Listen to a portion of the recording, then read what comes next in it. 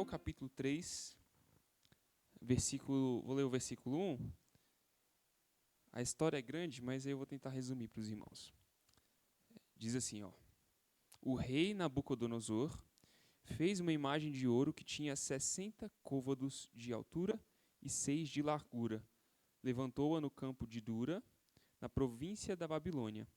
Então, o rei Nabucodonosor mandou ajuntar os sátrapas, os prefeitos, os governadores, os juízes, os tesoureiros, os magistrados, os conselheiros e todos os oficiais das províncias, para que viessem à consagração da imagem que o rei Nabucodonosor tinha levantado. Então se ajuntaram os sátrapas, os prefeitos, os governadores, os juízes, os tesoureiros, os magistrados, os conselheiros e todos os oficiais das províncias para a consagração da imagem que o rei Nabucodonosor tinha levantado. E estavam em pé diante da imagem que Nabucodonosor tinha levantado. Vocês lembram dessa história? Vamos tentar lembrar juntos. Nabucodonosor mandou levantar uma estátua. E aí, quando tocava uma musiquinha, todo mundo tinha que se dobrar diante da estátua, né? E o relato é interessante porque vai indo tudo bem, né? Até que lá no versículo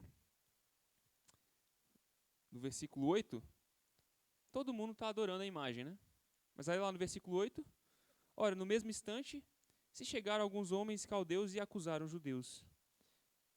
Esses homens aí não estão adorando e se prostrando à imagem. Versículo 12, ó. Capítulo 3, versículo 12. Há uns homens judeus que tu constituíste sobre os negócios da província da Babilônia, Sadraque, Mesaque e Abednego. Estes homens, ó rei, não fizeram caso de ti. A teus deuses não servem, nem adoram a imagem de ouro que levantaste. E aí Nabucodonosor fica irado, fica furioso. Para os idólatras daquele tempo, era só mais um deus, né? Era mais um deus para colocar na coleção de deuses. Era um panteão de deuses que eles tinham vários ídolos. Então, para eles, era uma questão só de fidelidade à nação. Era só adicionar um deus. Até na Roma antiga também, quando já lá no primeiro século, quando os cristãos começam a pregar a palavra por aí, as pessoas não entendem, porque para todo mundo é assim, cara, só adora a estátua, só adora o imperador. Qual que é o problema? Né? E no jeito de pensar daquela época, eles já tinham muitos deuses. Então era assim, é só adicionar mais um. Mas, para os cristãos lá do primeiro século, e também para Sadraque, Mesaque e Abednego, não era tão simples assim, né? E aí o rei Nabucodonosor manda chamar esses homens, e aí ele diz assim, ó, eles dizem para ele, né, no versículo 16, responderam Sadraque, Mesaque e Abednego: Ó Nabucodonosor, quanto a isso não necessitamos de te responder. Se o nosso Deus, a quem servirmos, quer livrar-nos, ele nos livrará da fornalha de fogo ardente e das tuas mãos, ó rei. Se não, fica sabendo, ó rei, que não serviremos a teus deuses, nem adoraremos a imagem de ouro que levantaste. Então eles olham para Nabucodonosor, Nabucodonosor ameaça eles de ir para a fornalha, e eles falam, olha, a gente, não importa o que você vai fazer com a gente não vai adorar esses deuses. E eles não dizem que eles vão se recusar porque Deus vai livrar eles da fornalha. Eles dizem que eles vão se recusar independente deles irem para a fornalha ou não. Eles até poderiam morrer lá, mas eles não estavam dispostos a negociar a adoração deles ao Senhor deles. Pode passar o slide, por favor. Vamos fazer uma pequena revisão. Depois dessa breve introdução eu vou voltar, tá bom? Nesse texto. A nossa autora começa nos capítulos dela contando uma historinha e depois ela vai voltando ao longo do capítulo, é assim mesmo. O que a gente falou na última aula? A gente falou do Espírito Santo. A gente falou... e assim, vamos lá, revisão desde a primeira aula então, né? Nas primeiras 2 aulas, a gente falou sobre idolatria do coração e tentamos mostrar para nós mesmos que idolatria não é um negócio que só gente lá da Índia, gente de outras regiões que hoje em dia se dobram a ídolos físicos, tem dificuldade. Mas que idolatria é uma coisa que todos nós temos dificuldade. E aí, nas 2 primeiras lições, o pessoal até falou comigo, Rodrigo, lá daquela segunda lição. Fui reprovado na primeira e fui reprovado na segunda. Descobri que não tenho adorado a Deus em primeiro lugar. E aí, na terceira lição, a gente falou um pouquinho sobre a lei, porque tudo isso tem sido em vista do primeiro mandamento, que é: não terás outros deuses diante de mim. E aí, quando nós servimos a outros deuses, nós estamos desrespeitando o primeiro mandamento. E aí, na terceira lição, a gente falou sobre o papel da lei na nossa vida. Porque, afinal, estamos falando da lei de Deus o tempo todo, e a lei nos acusando, né? E a gente conversou um pouquinho sobre as funções da lei de Deus na nossa vida. Tem a função de nos mostrar o pecado, tem a função de nos levar até Cristo, e tem a função de, depois que somos levados ao Evangelho, de nos guiar no caminho da santificação. Então, esse é o resumo da lei. E aí, na lição da semana passada, da semana atrasada, na verdade, porque semana passada foi uma pausa, né? Pausa de carnaval, classe única. Mas aí a gente falou um pouquinho sobre o Espírito Santo. Afinal, fomos desafiados com a realidade de que é difícil adorar a Deus em primeiro lugar. E aí a gente foi pensar, então, quem é que nos capacita para conseguir fazer esse negócio? Como é que a gente vai seguir esse mandamento? E a gente entendeu que o poder incompreensível para que cumpramos os mandamentos de Deus vem do Espírito Santo. Ele é o agente de mudança. Nós não conseguimos produzir o fruto do Espírito. É Ele quem vai nos santificando. Mas nós temos que cooperar com esse caminho da santificação. E a gente falou um pouquinho de monergismo, sinergismo. E aí a gente viu que na jornada da santificação é um lugar que é Deus que vai conduzindo, mas nós temos que, de alguma forma, lutar para contribuir com o Espírito Santo, para não entristecer o Espírito Santo, para continuarmos caminhando da jornada da santificação. Pode passar. E a outra pergunta foi: como é que o Espírito Santo nos torna santos? É o Espírito Santo. Por que ele é o Espírito Santo? Porque ele nos santifica. E aí, como que ele nos faz isso? Ele nos ensina as glórias de Cristo. Ele nos convence do pecado, da justiça e do juízo. E ele escreve as suas palavras no nosso coração. A gente falou um pouquinho sobre como que ele nos convence da justiça, do juízo e do pecado. E a gente foi lá para João 16. E eu parei a lição bem em João 16. Não sei se os irmãos se lembram. Vamos lá para João capítulo 16, dos versículos 8 até o versículo 11. Então, o que a gente está? A gente está no meio de entender a doutrina do Espírito Santo na nossa santificação.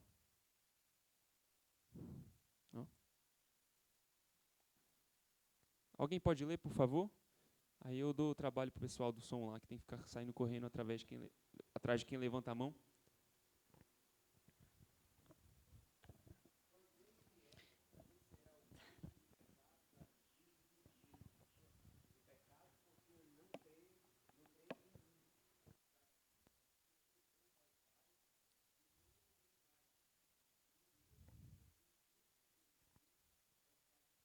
Ok. Então, só lembra de esperar o microfone para o Tito correr atrás aí de vocês, tá bom? Mas, então, quando ele vier, ele vai convencer do pecado. A gente falou, qual o pecado? Que pecado é esse? No versículo 9. O pecado da incredulidade. Está escrito lá no versículo 9. No versículo 10, ele está convencendo da justiça. O que significa, qual que é a declaração de justiça de Deus? É a ascensão de Cristo e a sua ressurreição, né? Ele ressuscita e ascende aos céus. Se você olhar lá no versículo 10, porque vou para o Pai e não me vereis mais. A gente estava falando sobre justamente isso. Que curiosa essa afirmação, né? O Espírito Santo nos convence da justiça. Por quê? Porque Jesus vai para o Pai e vocês não verão mais. Então, a gente estava falando sobre isso. Qual que é a relevância da ressurreição e da ascensão de Cristo para entendermos a doutrina da justificação? Onde é que Cristo é declarado justo? E aí, eu sei que na cruz nós vemos a justiça de Deus sendo executada em Cristo. Mas, quando é que Deus declara de Jesus para todo o mundo de que ele é justo? Na sua ressurreição e na sua ascensão. É por isso que Jesus está falando aí, que ele nos convence da justiça. Então, a cada passo, o Espírito vai nos convencendo dessas coisas, nos mostrando a obra de Cristo. Ele mostra a obra de Cristo na cruz, ele mostra a obra de Cristo na ressurreição e ele mostra a obra de Cristo na ascensão. E aí, no versículo 11, a gente chega no terceiro. Ele nos convence do juízo. Por quê? Qual que é o juízo que o Espírito está convencendo? O que Jesus fala? Que o príncipe deste mundo já está julgado. Então é o juízo contra quem? Oi? Contra o mundo, ok. Mas especificamente ali, quem é que está perdendo a batalha? É Satanás, né? É o diabo que está perdendo a batalha, é ele que está sendo julgado. Então, como é que o Espírito nos convence do juízo? Ele nos mostra a derrota de Satanás. Ele nos mostra que Satanás já perdeu. Se vocês olharem lá para Colossenses 2, versículo 15, tem uma declaração, uma das declarações mais legais sobre isso. Diz, e despojando os principados e as potestades, publicamente os expôs ao desprezo, triunfando deles na cruz. Então Jesus, ele humilhou as trevas. Quando é que ele humilhou as trevas? Na cruz. Tem uma versão da história que diz, uma versão da história que eu digo assim, que corre entre os crentes às vezes, e até eu me lembro, tem aquela música do Diante do Trono, a Vitória da Cruz. Vocês se lembram dessa música? Muito boa música. Mas tem um trecho que fala que Jesus foi crucificado, Jesus morreu, né? Vocês lembram o que o diabo faz nessa hora? Ele acha que ele ganhou, ele faz festa. E é claro que ela está dramatizando, poetizando, tem até um pouquinho de ficção nisso. Porque não tem nada disso na Bíblia. O diabo não venceu nada na cruz. E, sinceramente, eu não acho que ele achou que ele tinha vencido. Eu não sei o que passou na cabeça do diabo, não está revelado nas escrituras isso, né? Mas o fato é que a cruz foi o triunfo de Cristo. Quando Jesus morreu, o diabo estava sendo humilhado. Não estava festejando, né? Achando que tinha, matamos Jesus. Ele sabia quem Jesus era, gente. O diabo não tinha dúvidas quanto à identidade de Cristo. E aí, Cristo publicamente os expõe ao desprezo. Pode passar o slide. Quando você for tentado a imaginar que a batalha está perdida e que talvez seja melhor desistir e servir outros deuses, suplique ao Espírito que o ajude a saber que seu inimigo é um criminoso condenado que aguarda no corredor da morte a execução da sentença.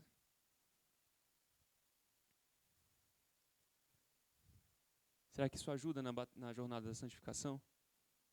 Será que isso ajuda quando nós estamos sendo tentados a colocar Deus em segundo lugar ou terceiro lugar?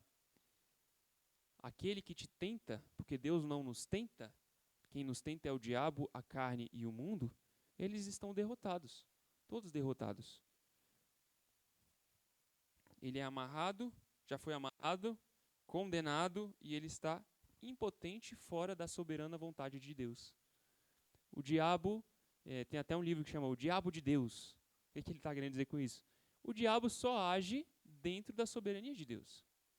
Quando a gente vê lá em Jó o acusador chegando, e o que ele faz? Ele quer mexer com Jó, mas ele não pode mexer com Jó sem autorização de Deus, né? Então, lembrando, nós não acreditamos num yin e yang, né? Uma luta ali de bem contra o mal, como se fosse uma guerra espiritual do tipo duas forças igualmente fortes estão lutando. Não, nada disso. Nós cremos que Deus escreveu a história está chegando ao seu fim.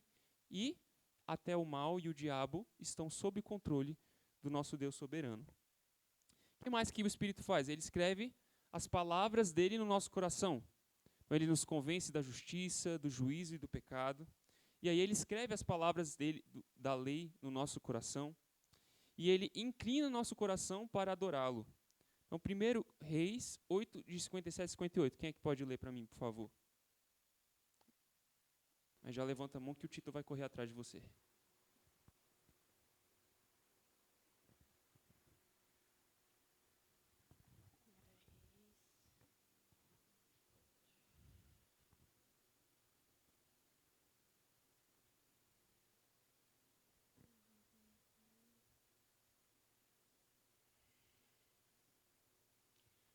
O Senhor nosso Deus seja convosco, assim como foi com nossos pais. Não nos desampare e não nos deixe, a fim de que assim incline o nosso coração, para andarmos em todos os seus caminhos e aguardarmos os seus mandamentos, e os seus estatutos e os seus juízos, que ordenou aos nossos pais. Então a gente ora para que o Espírito incline o nosso coração. Nós só podemos apreciar aquilo que é de fato, que deve ser apreciado, aquilo que realmente é gostoso. Nosso paladar tem que ser transformado. Nosso coração tem que ser inclinado. Quem faz isso é o Espírito Santo também. Então, onde é que outro texto que a gente vê? Filipenses 2, versículo 13. Diz assim, ó: porque Deus é quem efetua em vós tanto querer quanto realizar, segundo a sua boa vontade. O Espírito Santo vai, nessa jornada da santificação e da luta contra os ídolos, ele vai nos inclinando para a vontade dele, para o bem. E aí, nesse processo, ele vai nos entregando, e aí entra um pouquinho do que a gente vai falar sobre a alegria, o deleite que a gente tem em Deus, em cumprir a lei de Deus, ele vai até mudando o nosso paladar, certo? Quando você, não sei se você já fez a experiência de ficar não sei quantos meses sem tomar refrigerante, né? Às vezes a gente tem esses propósitos assim, né? Vou ficar um mês sem tomar refrigerante. O que acontece quando você volta a tomar? Você não acha mais doce que o normal? Você fala, nossa, que trem doce. Aí você continua e você fala, não, mas é gostoso. Mas tudo bem. Por quê? Porque o seu paladar vai mudando conforme aquilo que você vai consumindo e assim vai. Isso é uma ilustração do que acontece com o nosso coração. O Espírito Santo vai nos mostrando o que é gostoso, o que a gente tem que apreciar. E ele vai nos mostrando, vai nos dando o querer, o bem e até mesmo a capacidade de realizar o bem. Aí entra naquele aspecto um tanto paradoxal da nossa fé, que a gente entende que é o Espírito que está nos conduzindo, ele dá até o querer e o realizar. Mas aí você tem que querer com esse querer e você tem que realizar com esse realizar, entendeu? Você tem a capacidade de fazer aquilo que o Espírito está te capacitando a fazer. Mas aí você tem que fazer o quê? Realizar. Você tem que executar. Então, a sua parte é colaborar nesse sentido com o Espírito que inclina o nosso coração. Outra coisa, pode passar o slide, essa citação do Baxter. Se Deus não me desse um coração para amá-lo, eu preferia jamais ter um coração. Por que ele está falando isso? Se não é o Espírito nos transformando para que nós desejemos aquilo que é bom, para que nós tenhamos apreço pelo nosso Deus, para que a gente seja atraído a Ele, o Baxter até fala, eu preferia nem ter um coração. Parece um pouquinho que a gente leu hoje, né? Salmo 63, que a sua graça é melhor que a vida. Se não fosse com o nosso Senhor, com o Espírito Santo nos atraindo a Ele, nem valeria a pena. É isso que ele está falando. Nem valeria a pena. Mas o Espírito também nos convence de que nós somos filhos de Deus. Então, o Romanos 8,16 fala sobre isso. Quem é que pode ler para mim?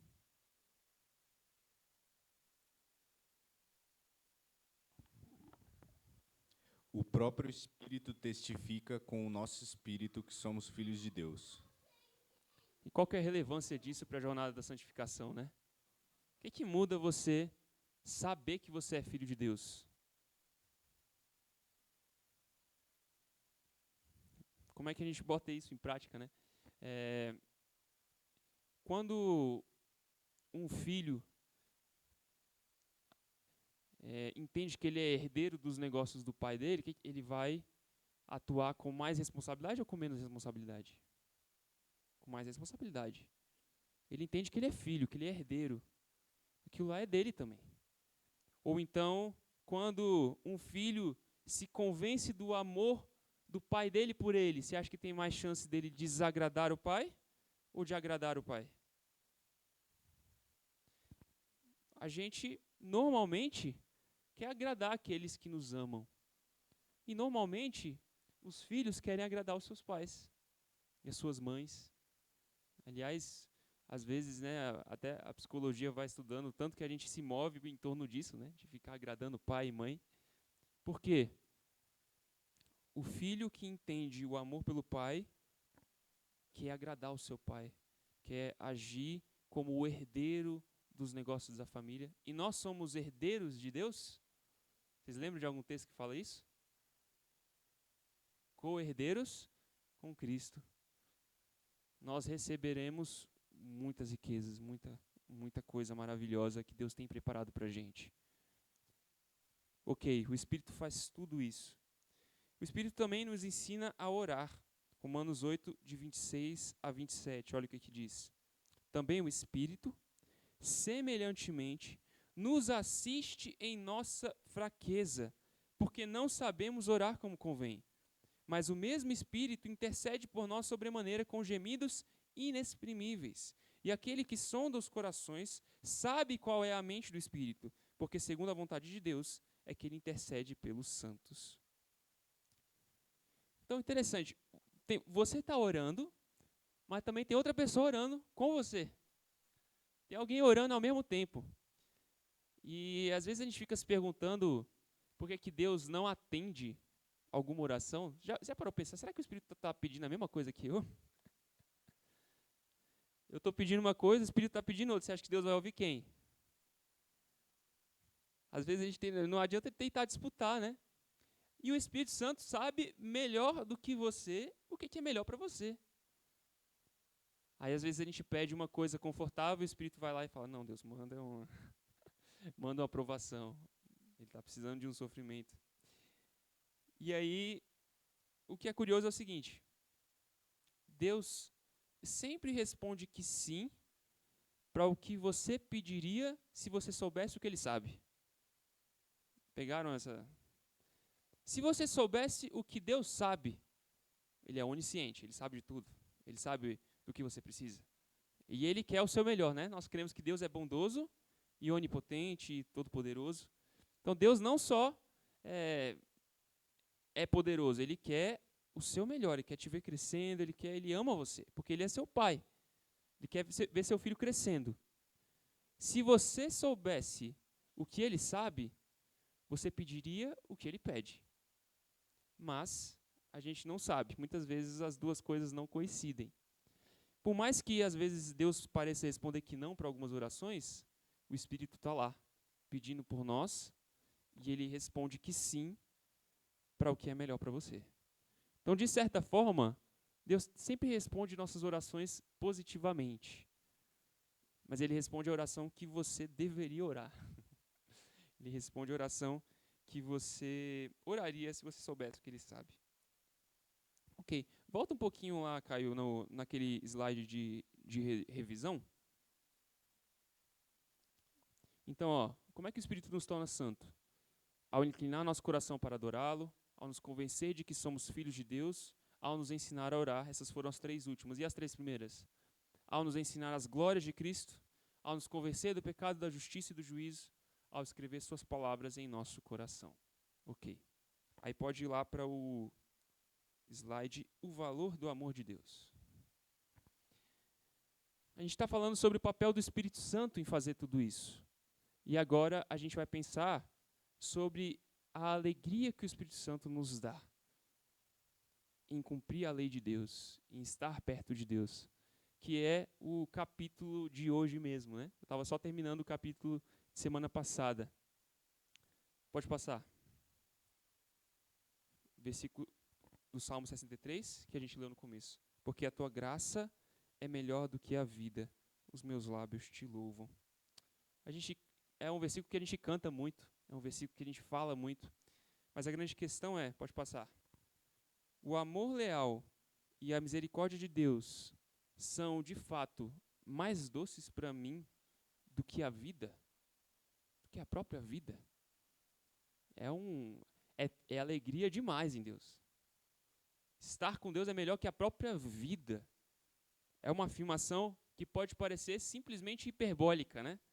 Está exagerando, porque é um exagero poético. Sim e não, né? Tem a hipérbole? Tem. Mas será que não tem gente que viveu, que experimentou essa alegria da qual ele está falando? Será que a gente não pode experimentar essa alegria? Será que as coisas de Deus, o amor de Deus não pode ser tão doce para a gente, ao ponto que a gente fale lá como o Baxter, né? Ele falou, se não fosse um coração inclinado a Deus, eu preferia nem ter coração. Pode passar. Essa frase aí, ela é de Agostinho, e fala, a felicidade do homem é o próprio Deus. Pode seguir. Nada é melhor que conhecer a Deus. Não há prazer maior que adorá-lo. Nada é mais doce que o seu amor. Minha felicidade está somente nele. E aí, sua felicidade está só em Cristo? E quando a gente diz isso, a gente está falando de uma forma por comparação, né? As outras coisas que me deixam alegre são todas secundárias, ou deveriam ser. Por quê? Porque a alegria e a felicidade que eu tenho em Cristo é tão maior, é tão distante, que ele fala, não, minha felicidade está somente nele. Ou quando o salmista fala, não tenho outro bem além de ti. Você tem outros bens? Tem, mas o bem que é o Senhor na sua vida, ele é tão maior, tão mais importante, tão mais precioso, que, sinceramente, você pode falar, eu desprezo tudo pelo meu Senhor e pela alegria que eu tenho nele. Pode passar. Jesus tinha essa alegria. Jesus tinha essa felicidade. Vamos lá para Mateus 4, de 8 a 9. Quem é que pode ler para mim? Levanta a mão, por favor.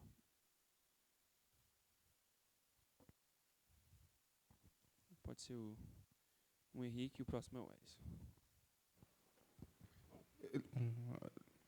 Levou-o ainda o diabo a um monte muito alto, mostrou-lhe todos os reis do mundo e a glória deles, e lhe disse, tudo isso te darei, se prostrado me adorares. O que leva alguém a recusar todos os reinos do mundo, né? O diabo está oferecendo uma coisa ali que parece preciosa aos olhos de muita gente. É muita riqueza, é muita glória. Mas para Jesus não valia a pena. Por que não valia a pena? Pode passar o slide. O amor de aliança entre eles, Jesus e o Pai, era mais doce que qualquer coisa que Satanás ou o mundo pudesse oferecer.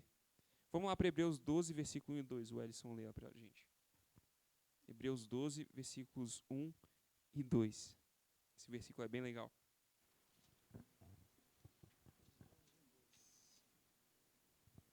Hebreus 12, 1, 2.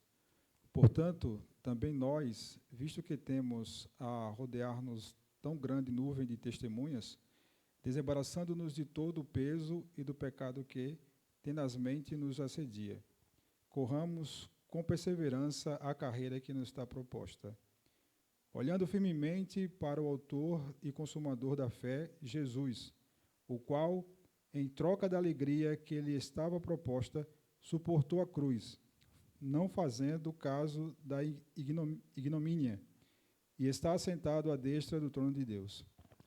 O autor de Hebreus está nos chamando a fazer o quê?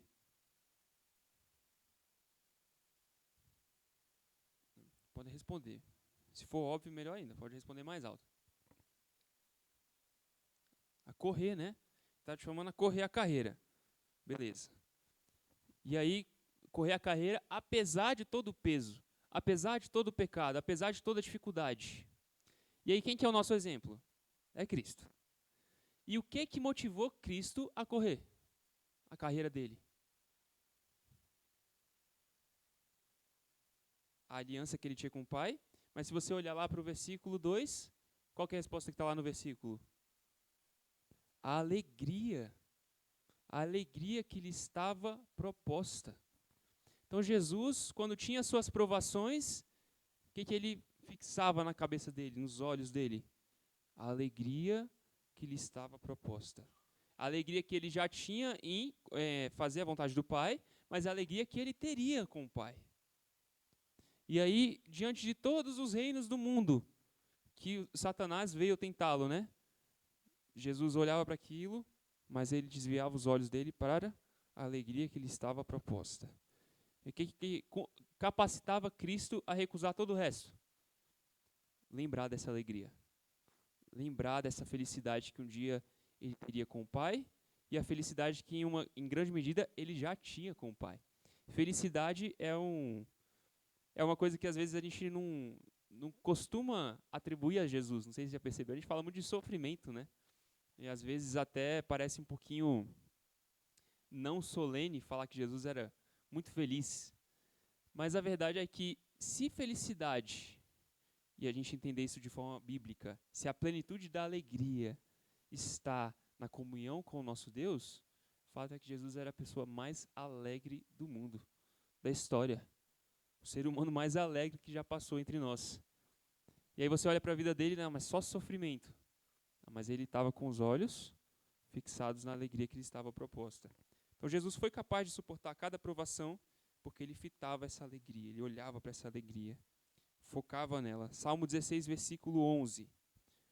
Diz assim, ó, o salmista diz, né? Tu me farás ver os caminhos da vida, na tua presença há plenitude de alegria. Na tua destra, delícias perpetuamente. Existe deleite no Senhor. E ele usa palavras fortes, né? Plenitude de alegria. Em quem que tem essa plenitude? No Senhor. O que significa que no resto não tem essa plenitude. Pode passar o slide.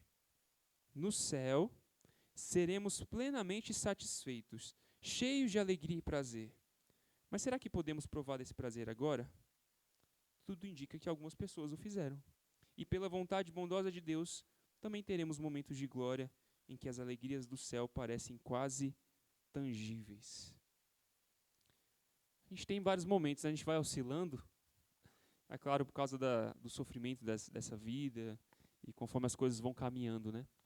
Mas conforme os desafios vão chegando, a gente não tem a tendência de esquecer de quanta alegria a gente pode ter em Deus.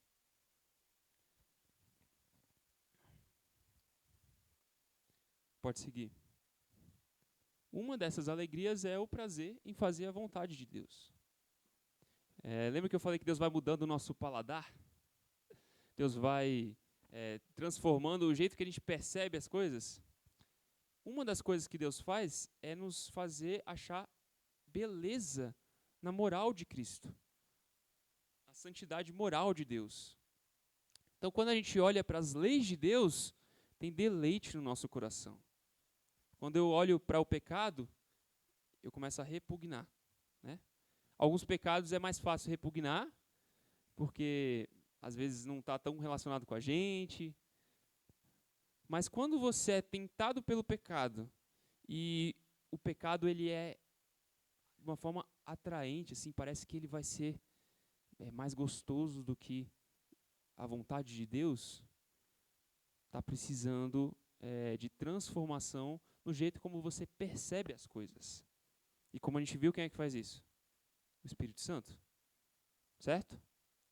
Então, vamos falar um pouquinho sobre o prazer de fazer a vontade de Deus. Salmo 40, versículo 8. Agrada-me fazer a tua vontade, ó Deus meu. Dentro do meu coração está a tua lei.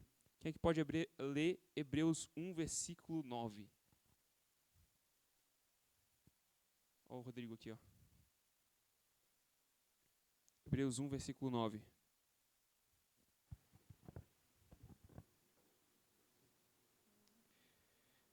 Hebreus 1, capítulo 9, versículo 9.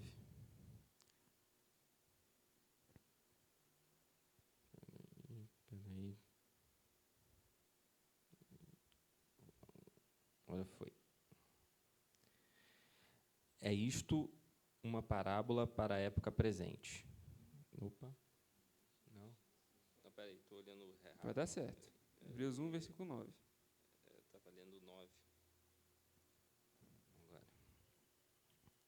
Amaste a justiça e odiaste a iniquidade. Por isso, Deus, o teu Deus, te ungiu com óleo de alegria, como a nenhum dos teus companheiros. Olha que interessante esse versículo sobre Jesus. Deus ungiu ele com óleo de alegria. Jesus era alegre? Com certeza. Mas essa alegria de Cristo estava atrelada ao fato de que ele amava a justiça e ele odiava o pecado. O Senhor Jesus teve grande alegria, felicidade de alma, porque amava a justiça e odiava o pecado. Pode passar mais um.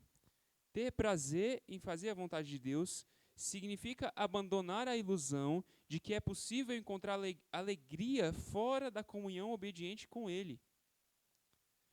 E a gente vai pensar um pouquinho mais sobre isso, mas uma das coisas que o pecado faz com a gente, que a tentação faz com a gente, é nos convencer que o prazer e a alegria que tem no pecado vai ser maior do que a alegria e o prazer que você tem na comunhão com Deus. Quem é que fez isso? Uma pessoa foi Eva. Pode passar de novo. Gênesis 3, versículo 6 diz: vendo a mulher que a árvore era boa para se comer, agradável aos olhos e árvore desejável para dar entendimento, tomou-lhe do fruto e comeu, e deu também ao seu marido, e ele comeu. Então, o que está motivando Eva a tomar essa decisão? Pode passar. Esses termos aí, boa, agradável, desejável, são termos que ilustram a motivação por trás de ações. Nossas escolhas são fundamentadas naquilo que consideramos bom, naquilo que nos é agradável, naquilo que temos por mais desejável. Ou você toma decisões que você acha que vão fazer mal para você. De alguma forma, quando você escolhe uma coisa que você acha meio ruim, você acha que no longo prazo, ou então indiretamente, vai fazer bem. Mas você não fica escolhendo sofrer. Você não fica escolhendo coisas que não são agradáveis ao seu paladar. Então, o que motiva a gente a tomar nossas escolhas? Bem, a gente olha para cada escolha no dia a dia e as tentações vêm e a gente fala, isso é bom, isso é agradável, isso é desejável. E a forma como a gente percebe essas coisas nos leva a tomar escolhas muitas vezes equivocadas, como foi o caso de Eva. O pecado nunca se apresenta como tal. Ele sempre se faz passar por retidão. O pecado sempre é ocasionado por nossa convicção de que ele é bom. O que a serpente fez com Eva? Ela convenceu que ia ser bom comer aquele fruto. Ela engana a gente. A serpente enganou Eva, não enganou? O pecado faz isso com a gente. A tentação faz isso com a gente. Então, parte de você ceder à tentação é você se deixar ser enganado sobre aquilo que é realmente bom, aquilo que é realmente agradável, aquilo que é realmente gostoso, certo? Porque que lhe agrada. E se você não tiver com o paladar transformado, vai ficar mais difícil. Porque conforme a gente vai caminhando, quem tinha muito essa linguagem do paladar é Jonathan Edwards, né? Ele falava muito das afeições. Deus vai mudando nossas afeições. E talvez assim, cada um tenha a sua jornada de cristão, né? Mas quando você se converteu, logo que você se converteu, tem aquela ruptura inicial, certo? Então tem certas coisas que você fala, isso aqui eu repugno, isso aqui eu não quero nem saber, nunca mais quero ver. Mas conforme você vai caminhando, os pecados vão perdendo a sua atratividade conforme você vai conhecendo o Senhor. Então, em muitos casos, se a gente não continua caminhando na renovação da nossa mente, tem muito pecado que você olha para ele, hoje em dia, você olha e fala, isso aqui é tão gostosinho, isso aqui é tão bom. E por mais que você saiba racionalmente que aquilo não é bom, que a palavra de Deus diz que aquilo não é bom, a forma como talvez te faça sentir naquele momento, ou seja lá o que te atrai naquele pecado, você se convence para executá-lo, que na verdade mesmo aquilo é bom. E aí existe, nessa escolha que você faz, você está escolhendo a palavra de Deus ou a palavra da serpente. Os conselheiros bíblicos há muito falam, né? Existem dois conselheiros no mundo. Existem conselheiros que conflitam entre si. Vários conselhos que vão um contra o outro. A serpente falou uma coisa diretamente oposta ao que Deus falou.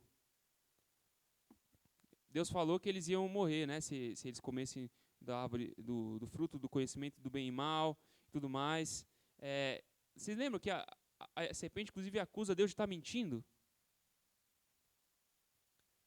Quando você fala assim, não, quer saber, isso aqui é bom, eu vou fazer. Você acha que você não está em algum nível, no momento da escolha, você não está falando, Deus não sabe o que está dizendo. Deus está falando besteira? Eu sei sim o que é bom, eu estou percebendo aqui, eu estou vendo, meus olhos me dizem, é agradável, certo? Como Eva fez. Mas a verdade é que, e aí Provérbios, tem vários provérbios que falam sobre isso, que o caminho do insensato, aos seus próprios olhos, parece reto. São os outros que olham lá e falam, não, cara, tá torto esse negócio, presta atenção. Mas a gente, quando a gente está sendo convencido pelo pecado, a gente olha para o pecado e a gente acha que é retidão, a gente acha que a gente está correto. Vocês lembram lá do Guerra Infinita, quando teve o Thanos? No primeiro filme tem várias justificativas do porquê que ele quer dizimar metade da humanidade. E ele está convencido ou não está que ele está certo? Ele está super convencido. Os melhores vilões acham que são heróis, né? Então, geralmente nos filmes o vilão não acha que ele é vilão. Ele acha que quem é vilão é o herói, né? Por quê? Porque ele vai permitindo que a sua visão seja deturpada pela sua percepção do que é bom, o que é mal. Deus fala o que é bom, o que é mal. Mas a grande questão, você acredita no que Deus diz? Ou você vai acreditar naquilo que você acha, ou que as pessoas te dizem, ou nos outros conselhos conflitantes? De certa forma, quando a gente opta pelo pecado, a gente está acusando Deus de mentiroso. Ou então, sendo bonzinho, né? Deus é ingênuo, não sabe direito.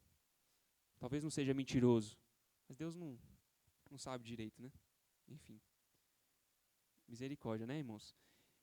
Então eu sempre escolho aquilo que parece melhor para mim. Naquele momento, pelo menos, né?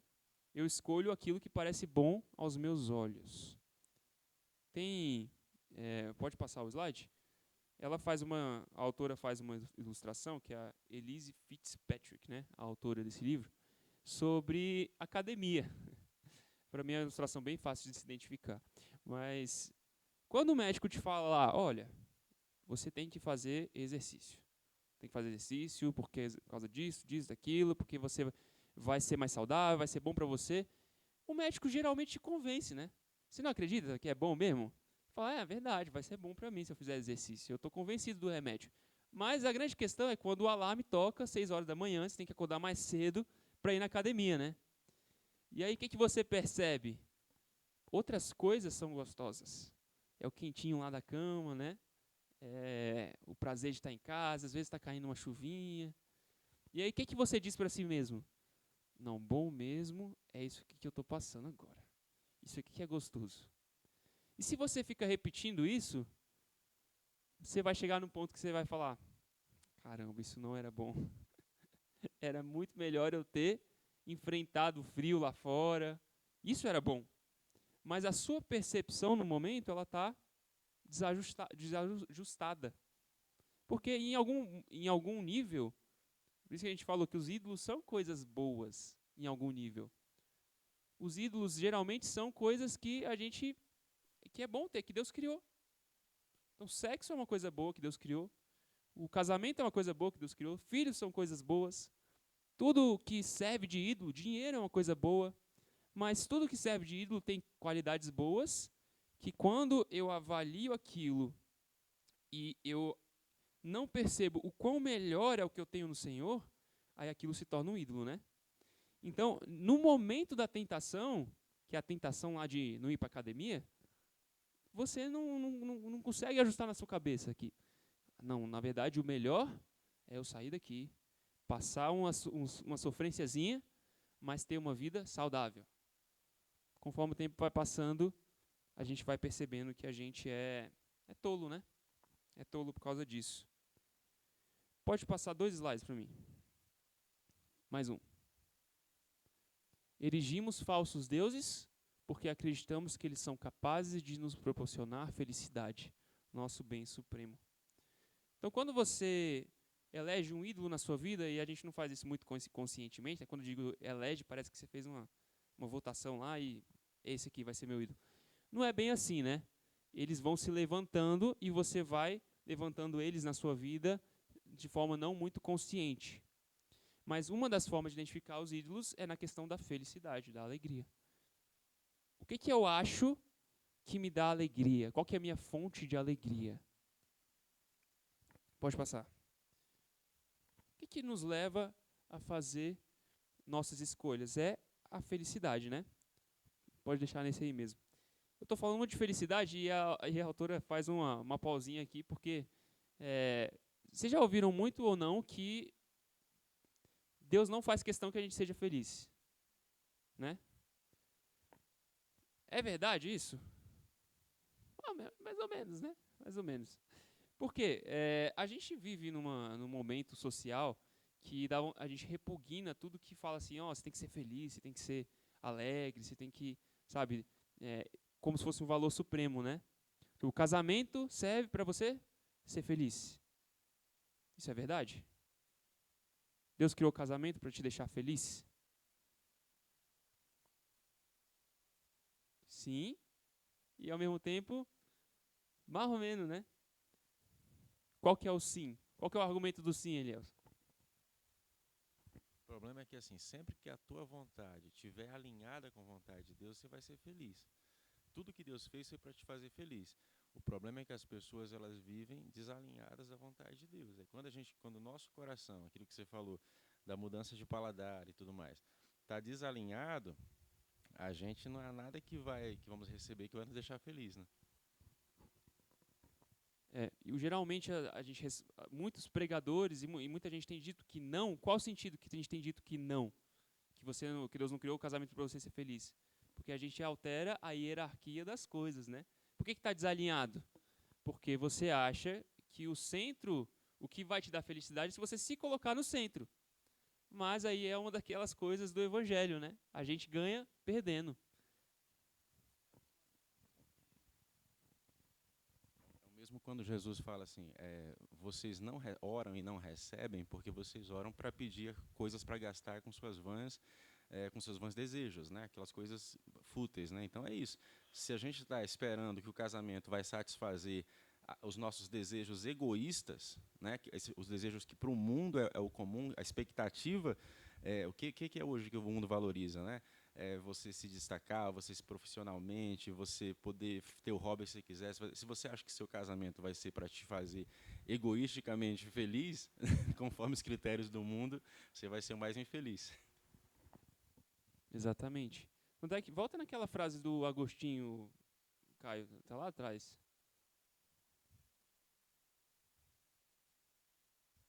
Essa aí, ó. A felicidade do homem é o próprio Deus.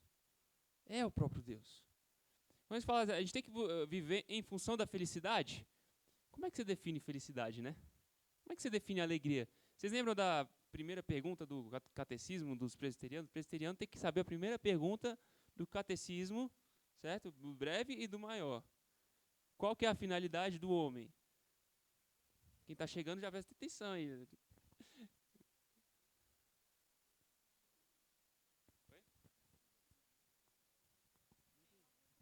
Tem uma musiquinha. Qual que é o fim principal do homem? Canta a musiquinha pra gente, Paulo. Canta o microfone. Ah. Qual que é o fim principal do homem? Glorificar a Deus, gozá-lo para sempre. Oi? Quer conhecer essa música? É a do, eu acho que eu sei do cantando lá o catecismo, né? Catecismo cantado. Deus nos criou para glorificá-lo e para sermos felizes nele para sempre. Só que nós somos felizes apenas em Deus. Quando a gente define felicidade em qualquer termo que não é o próprio Senhor, a gente está definindo felicidade de forma egocêntrica, como se eu fosse o centro, como se agradar a mim mesmo fosse felicidade. Mas felicidade, de fato, é agradar o nosso Deus. Nós fomos criados para isso, para agradar o nosso Deus. Só que Deus é tão maravilhoso que Ele nos criou para agradar a Ele, de uma forma que é muito bom agradar a Ele. É muito bom, é muito feliz. Volta lá para o slide lá na frente. O ídolo atual, né, que é o ídolo do conforto, do prazer e tudo mais, aí às vezes a gente confunde felicidade com conforto, felicidade com prazer, e aí começa a complicar a nossa vida. Mas nós temos, então, de algum sentido, correr atrás da felicidade. Isso é um desafio. Quem deixou famosa essa tese recentemente foi o John Piper, né, que é a tese do hedonismo cristão. Você já ouviu falar disso? Hedonismo cristão, que diz, tem algumas frases aí que vão descrevendo, você pode passar. Deus não tem plano algum a nosso respeito, se não fazer-nos felizes. Quem está dizendo isso aí é um puritano. E a Fitzpatrick até ela comenta nesse capítulo assim, quando eu fui ler os puritanos, eu nunca achei que eu fosse encontrar eles falando tanto sobre felicidade, sobre alegria. Qual que é a noção que a gente tem de puritano? O que é a palavra? Quando a gente fala alguém, você é puritano. A gente quer dizer que a pessoa é meio careta, não sabe se divertir, né? Mas quando você vai ler os puritanos, eles falaram muito de deleite, de alegria em Deus. Pode passar. Ver um homem perverso alegre ou um cristão triste é igualmente impróprio. A alegria que o mundo oferece é uma alegria vazia. É uma alegria que você compra a ideia, que nem a serpente falou, né? Vai ser bom, vai ser agradável. Né? A Eva olha para aquele fruto, na verdade, a própria carne dela já atenta, né? Ela olha para aquilo e acha que vai ser agradável e tudo mais. E a tentação é essa. Mas quando você, de fato, aposta nessa alegria, você se vê frustrado. Você se vê desiludido. E é por isso que tem muita gente desiludida com o casamento, ou com as suas experiências de vida, até com a sua carreira. Por quê? Porque qual que é a expectativa? Uma expectativa idolátrica. Que aquilo vai ser minha fonte de alegria. É isso aqui que vai me dar alegria. Só que, na prática, aquilo não vai saciar a sua vontade de ser alegre. Talvez um dia ou outro te dê uma distração, algum prazer, alguma coisa assim. Mas a sua fonte de alegria, de fato, não é essa. Por mais que você não acredite nisso, o fato de você não acreditar que Deus é a fonte de alegria não muda o fato de que Deus é a sua fonte de alegria. E se você não procura a sua alegria em Deus, você vai se ver frustrado, vai se ver desiludido. Uma das coisas idolátricas que a gente faz em relação ao casamento é colocar no cônjuge a expectativa de que ele te faça feliz. E aí, quando você coloca essa pressão no seu cônjuge, você esmaga ele. Porque ele vai conseguir te deixar feliz? Não vai conseguir. Ou você coloca essa expectativa no seu filho. Eu falar, Elias, você é minha alegria. Agora vai ter que viver em função de me deixar alegre, então. Vou esmagar meu filho desse jeito. E ele vai ter uma relação complicada comigo. Isso acontece no casamento também. Se a gente coloca pressão no outro para que ele nos deixe feliz, nos deixe alegre. Ninguém aguenta isso. Quem aguenta isso é Cristo. Porque Ele é Deus. Deus aguenta ser a fonte de alegria. O resto não aguenta. Pode passar. E aí o John Piper fala muito isso. Deus é mais glorificado em mim quando estou mais satisfeito nele. Essa é a tese do hedonismo cristão. Que até causa um pouquinho de escândalo, né? Que fala, hedonismo? Coisa estranha. Mas por que ele estava falando isso? Porque conforme nós nos satisfazemos mais em Deus, nós glorificamos mais a Deus. E conforme nós glorificamos mais a Deus, nós ficamos mais satisfeitos neles, mais alegres, mais felizes. E isso é sim uma das chaves para a gente deixar de idolatrar. A gente percebe o que nos dá alegria de verdade. E aí a gente abandona aquilo que não nos dá alegria. Ou então só finge que nos dá alegria, né? O que nos leva a fazer nossas escolhas? Aí eu já dei o exemplo do casamento, né? Eu não posso ser feliz sem o respeito do meu cônjuge. Então, mais específico, se eu não tiver um cônjuge respeitoso, eu nunca vou ser alegre. Mas, olha o que a autora fala. Quando, porém, imaginamos que o respeito é necessário para a nossa felicidade, atribuímos a ele e a outros poder excessivo sobre nossa vida. Eu dou a ele o poder de ser o meu Deus. Ele que vai me deixar alegre. Ter o respeito da minha esposa. Ter o respeito do meu marido. E aí, quando ele não te dá o respeito, o que acontece com você? Você estoura. Você se entristece. Você fica depressivo. Por quê? Seu sentimento está te mostrando que você está lidando de uma forma desequilibrada com a ideia de ter respeito no seu casamento. Porque Jesus foi desrespeitado, mas não respondeu com pecado. Jesus foi desrespeitado, mas ele deixou de ser alegre? De ser satisfeito? Porque quando a gente tem a satisfação no nosso Deus, nada alcança a nossa alegria e a nossa satisfação. Outro exemplo. Eu não posso ser feliz se meu cônjuge não se comunicar bem comigo. Aí você fala, mas isso é bom. É bom. Mas se você atribui a isso a fonte da sua felicidade, então se você não tiver um cônjuge que sabe sentar e abrir o coração para você, você nunca vai ser feliz? Parece legítimo, né? Mas não é. Por quê? Porque você está colocando isso num grau de fonte de alegria, fonte de felicidade. Quando a gente tem a felicidade em Cristo, não tem como, nada alcança nossa felicidade, nada alcança nossa satisfação. E aí, quando o outro não se comunica bem com a gente, isso não deixa a gente estourado. Por quê? Eu estou tranquilo, eu estou satisfeito já. O meu tanque já está cheio. Eu já estou cheio de amor, já estou cheio de carinho. Ou então para um cônjuge que não recebe amor e carinho como acha que deveria. Tá bom, eu não recebi, mas o meu tanque de amor e carinho já está cheio. Que pena, eu fico triste, mas eu tenho o amor e o carinho que eu preciso no Senhor Jesus. Quando nossa satisfação está em Cristo, a gente não precisa de mais nada. Mesmo coisas que são legítimas na nossa vida. Pode passar o slide. Nosso coração é singular. O que ela está dizendo com isso? Nós temos jeitos de... E eu estou dando vários exemplos aqui. Mas o jeito que você vai colocar coisas na sua vida nessa posição, aquilo que te dá alegria, cada um vai colocar de um jeito. Cada um vai ter que sondar o seu próprio coração. Eu posso dar aqui inúmeros exemplos. Aí você fala, Danilo não me pegou ainda. Você que tem que se pegar.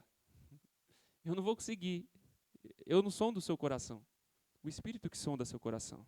Então você tem que se perguntar aí, o que você tem passado que te deixa entristecido de uma forma exacerbada, exagerada. O que eu tenho na minha vida fala assim para mim, não tem como eu ser feliz sem isso aqui. Parece legítimo, mas você está colocando numa hierarquia exagerada. Pode passar. A boa notícia é que o Espírito Santo pode iluminar seu coração e levá-lo a crescer em apreço por Cristo e em desdém pelos encantos deste mundo. O Espírito Santo pode fazer isso com a gente. A gente pode estar tão pleno em Cristo, tão feliz e tão satisfeito no nosso Senhor, que os encantos deste mundo, e quando eu falo encantos deste mundo, eu sei que pode parecer já se falar, pecado.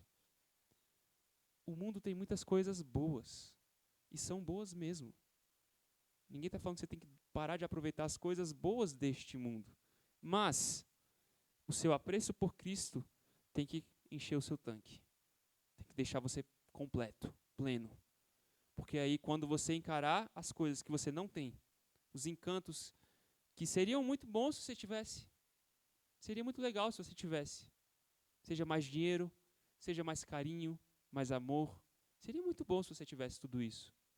Mais respeito, talvez uma posição na carreira maior, talvez os seus funcionários não te respeitem da forma como você acha que eles deveriam. Mas se você está pleno, nada disso te afeta da mesma forma. Nada te alcança da mesma forma, porque você está feliz em Cristo. Pode passar. 1 Coríntios 10, e eu já estou finalizando, gente, nos próximos 2 versículos. Diz assim, ó: não vos sobreveio tentação que não fosse humana, mas Deus é fiel, e não permitirá que sejais tentados além das vossas forças.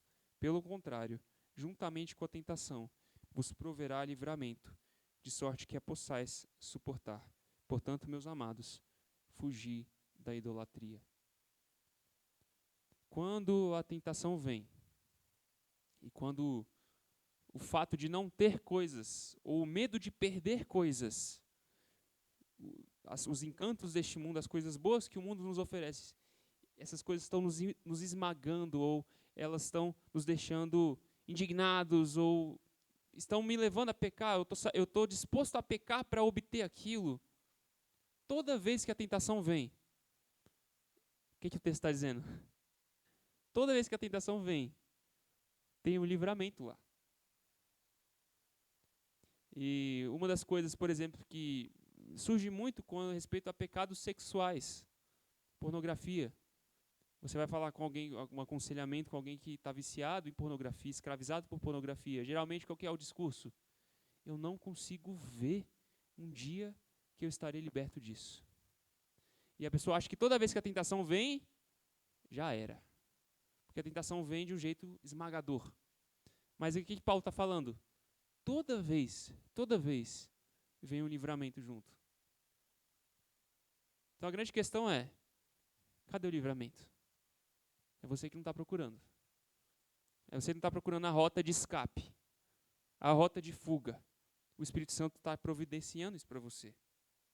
Deus não nos dá as costas enquanto nós lutamos contra o pecado. Ele nos fornece escapatória.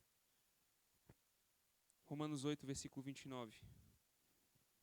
Porquanto, aos que de antemão conheceu, também os predestinou para serem conformes à imagem do seu Filho, a fim de que ele seja o primogênito entre muitos irmãos. E aos que predestinou, a esses também chamou. E aos que chamou, a esses também justificou. E aos que justificou, a esses também glorificou. Por que esse versículo no final? Quando a gente lembra que o Espírito vai nos levar até o final, e ele vai, que você vê que é o cordão de ouro, né, que a gente fala. Aos que predestinou, também chamou. E quem chamou? Também justificou. E quem justificou? Também glorificou. Tem ninguém que ele justificou que não vai ser glorificado. Nós vamos ser glorificados. Quando a gente pensa nos desafios de agora e parece assim uma coisa muito além das nossas forças, a gente precisa lembrar que o Espírito Santo, o nosso destino é certo. Então, o Danilo perfeito, ele vai acontecer. Eu sei que eu um dia vou ser glorificado. E aí tem uma ilustração, que é de um livro que eu li um tempo atrás, sobre disciplinas espirituais, que ele fala assim, imagina que você dá um violino para o seu filho.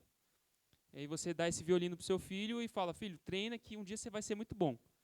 E aí conforme você vai caminhando na jornada, você é desestimulado, porque é difícil esse negócio, o dedo dói, vai para lá, vai para cá, tem hora que parece que fica estagnado, não melhora. Tá, mas e se quando eu te desse o violino para ele, ele conseguisse de alguma forma ir lá no futuro e ver ele tocando numa grande orquestra, e ele fazendo um solo, e ele vê ele fazendo o solo mais lindo, mais maravilhoso, assim, fica emocionado com o próprio solo. Aí ele volta no passado. Aí o que ele está tendo aí? Cara, é assim que você vai ficar. Então, se esforça que você vai chegar lá. Quando eu sei que o final de excelência e glória é garantido, eu tenho outra energia para caminhar agora. Então, de alguma forma, Romanos 8 faz isso com a gente. Ele fala, olha, não só estou te dando a missão, eu estou te falando, você vai ser perfeito, sem mácula e eternamente alegre comigo. Portanto, agora, você tem uma jornada para caminhar até chegar lá. Mas o Espírito vai nos levar, o final já está garantido. Então, o que a gente tem que fazer? Se esforçar para a gente conseguir ir caminhando e sendo aperfeiçoado pelo Espírito. E conforme os irmãos vão valorizando as coisas mais ordinárias e simples. E aí, a aplicação de sempre, né?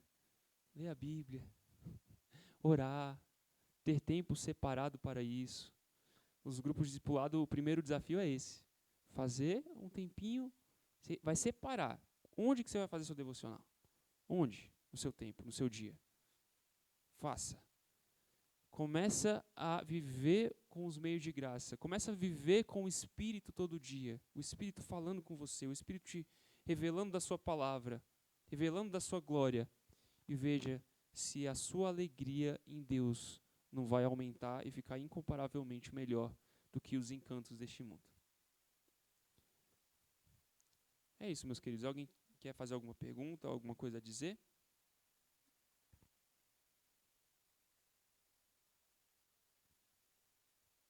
Senão a gente pode encerrar. Todo mundo tranquilo? Então vamos orar. Nosso Deus, nós agradecemos a Ti porque o Senhor é um Deus alegre, feliz, que nos deu o prazer de Te glorificar. Nós agradecemos que o Senhor poderia ter nos criado para Te glorificar e podia não nos ter dado nenhuma satisfação nisso. Mas o Senhor é tão maravilhoso e nos ama de tal forma que o Senhor nos criou para Ti. E em Ti nosso coração descansa e em Ti nós encontramos plena alegria, Senhor. Te agradecemos porque o Teu Filho veio, o Senhor enviou Jesus, que morreu por nós, sofreu por nós, mas tudo pela alegria que lhe estava proposta. E quando nós colocamos Cristo aos nossos olhos, Senhor, as coisas deste mundo ficam todas ofuscadas, porque o Senhor é maravilhoso, porque o Senhor Jesus é a nossa alegria. Torna isso realidade nas nossas vidas, Deus. Em nome de Jesus. Amém.